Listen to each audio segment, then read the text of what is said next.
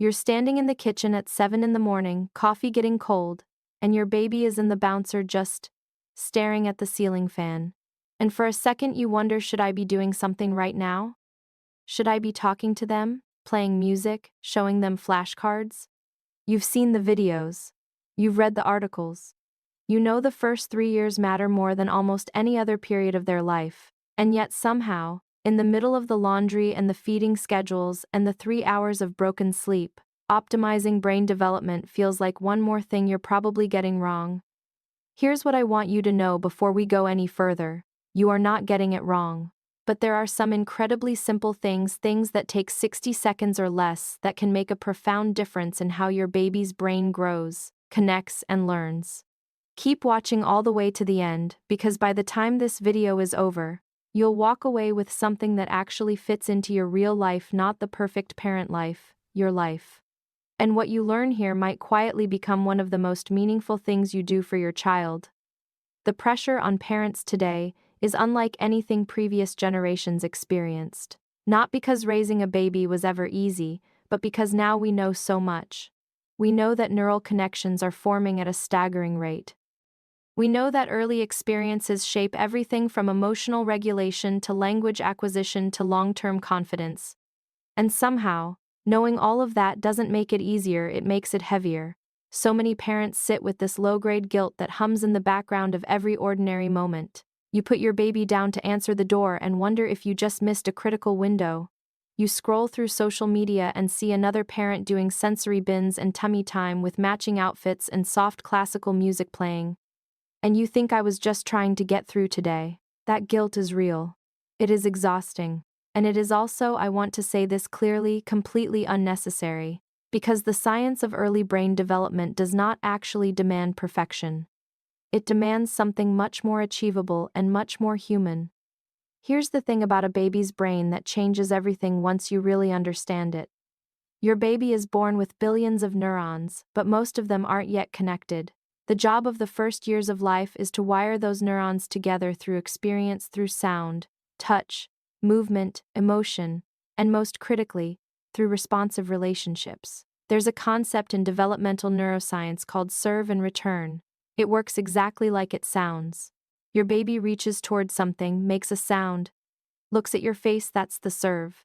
When you respond, when you follow their gaze, mirror their expression, say something back, that's the return. And every single time that exchange happens, a neural pathway is either created or strengthened. This is not a metaphor.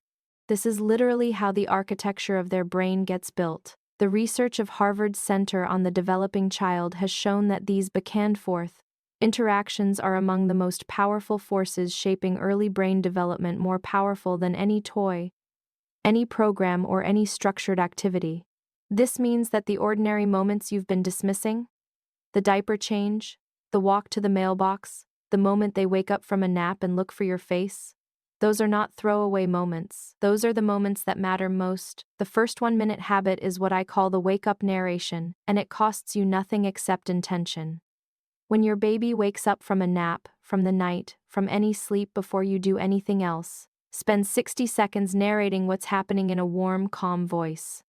Not baby talk, not performance, just real language.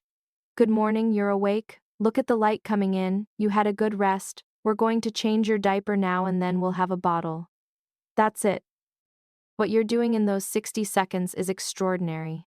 You are simultaneously building language architecture, establishing predictability, and signaling emotional safety.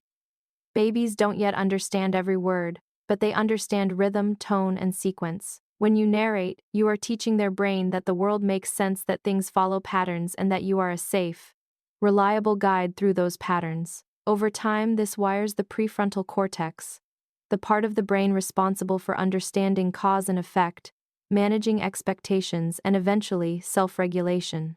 A habit that takes 60 seconds and builds the foundation for lifelong emotional intelligence. The second habit is something I call the mirror pause, and you can do it anywhere: at the changing table, during feeding, while they're in your lap. When your baby makes a facial expression, pause and reflect it back. If they scrunch their face, scrunch yours.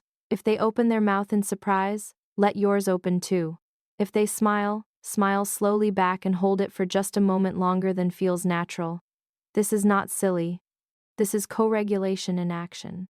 When you mirror your baby's emotional expression, you are showing their brain that emotions are real, that they have names, and that they are survivable. You're also activating what researchers believe to be the mirror neuron system, the neural circuitry involved in empathy, imitation, and social learning. Babies who experience this kind of attuned mirroring consistently develop stronger emotional intelligence, more secure attachment, and this part is remarkable, even stronger language skills later on. 1 minute, no equipment, just your face and your presence. The third habit may be the most underrated one of all, and I call it the sportscaster stroll. Once a day, even if it's just the walk from the bedroom to the kitchen, narrate your baby's experience from their perspective. Not what you're doing, what they are perceiving. Oh, you can see the dog? The dog is big and fluffy. Can you hear that noise? That's the refrigerator humming, it's cold air coming out. What this does is something called joint attention scaffolding. You are teaching your baby that their experience of the world is worth noticing, worth naming, worth sharing with another person. This is foundational to communication. Children who experience this kind of externally scaffolded attention as infants develop larger vocabularies, stronger narrative abilities, and a deeper sense of being understood. That last piece, feeling understood, is not soft, it is neurologically significant. A brain that feels seen is a brain that is calmer, more curious, and more capable of learning. And you can do this while you're barely functioning on 3 hours of sleep, wearing yesterday's clothes, absolutely nailing parenthood. You don't need a curriculum. You don't need a program, a subscription, or a set of color-coded flashcards. What you need is what you already have: your voice, your face, your consistent, loving presence. The moments that shape your baby's brain are not the grand ones. They are the small ones, repeated daily, infused with warmth and attention. Every time you narrate a morning, every time you mirror a feeling, every time you point at the dog and say its name like it's the most wonderful thing in the world, you are building a brain. You are doing the work. And you are doing it beautifully.